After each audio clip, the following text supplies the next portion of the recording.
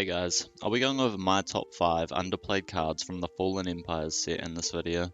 Released back in 1994, it was a really overprinted set while also being a bit underwhelming, so therefore none of the cards cost more than $10 even now. But getting into it, at number 5 is Thalanite Monk. 2 green plus 2 mana of any colour for this creature with an interesting ability that reads, tap and sacrifice a green creature to turn a target land into a forest indefinitely.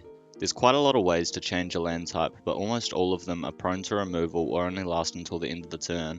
As far as I can tell, Thalanite Monk is one of only 2 cards that can change a land type permanently, and the only reusable one. I think this card is a great alternative to land destruction for casual EDH, since most people really don't like those cards. If the people in your playgroup like to run expensive or powerful lands like Cabal Coffers or Gaia's Cradle, then I think this is a pretty non-toxic way to remove them. That being said, with an untap method and some sacrifice fuel, you could make this very toxic and completely shut a non-green deck out of the game. Less than 100 decks tracked are using the Monk, and it could definitely be used in a lot more, as a way to remove problematic lands without pissing off your playgroup too much.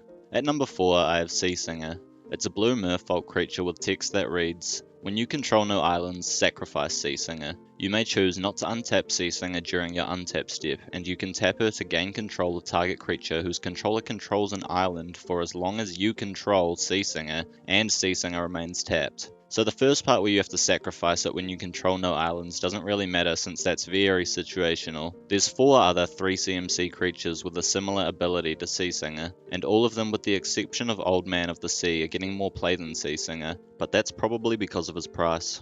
Sea Singer I think is one of the least restrictive out of all of these, since blue is the second most used colour in Commander. This card fits very well in a deck with a theft theme, as that's what it's doing, but it could also go in a merfolk tribal theme since it's got only 1 toughness, so it does need to be buffed up a bit or protected, which those decks do pretty well. And if you're running a Thada Adel deck, then I think this is an auto add as it fits both themes. Up next in third is Soul Exchange. It's a sorcery for 2 black mana that reads, as an additional cost to cast this spell, exile a creature you control. Return target creature card from your graveyard to the battlefield. Put a +2/+2 counter on that creature if the exiled creature was a Thrall. It's a pretty comparable card to Victimize, which is in nearly 10% of all decks that have black in them. You do have to exile a creature with Soul Exchange instead of Sacrifice, so you only really want to use it on token creatures or ones that you don't care about bringing back from your graveyard. If you're running an Endrick Sar deck or a Tevish Sat partner commander deck, then I think this card is a perfect fit since you'll have the Thralls to sacrifice for the additional counter. Even without the additional effect, this card could be used in way more than the 500 or so decks that it's in now. Coming in at second is Thrall Retainer, an aura enchantment that costs 1 black mana and gives the enchanted creature +1/+1, and it can sacrifice itself to regenerate the enchanted creature. The buff effect is just a bonus really. I've put this in the list mainly for the regenerate effect.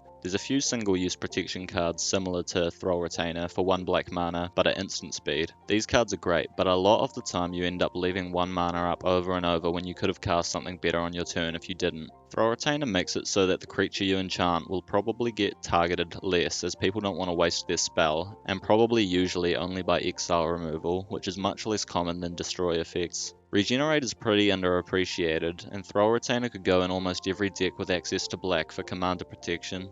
And finally at first place is Initiates of the Ebon Hand.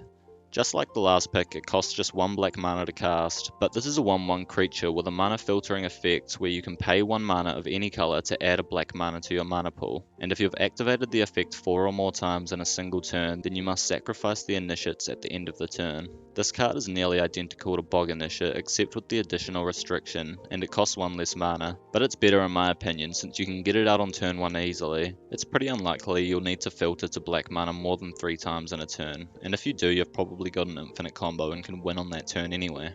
I think this card works best in Golgari decks where you have a lot of green ramp but not much black, or in mono black decks with a lot of colourless ramp. This effect is really useful in a lot of decks, especially for just 1 black mana, and it's only in about 200 decks tracked by EDH Rec. I'll also give a special mention to Faralight Priest. It does the same thing as the Initiates but in white, but it is 3 CMC, and it's not as useful in white as it is in black.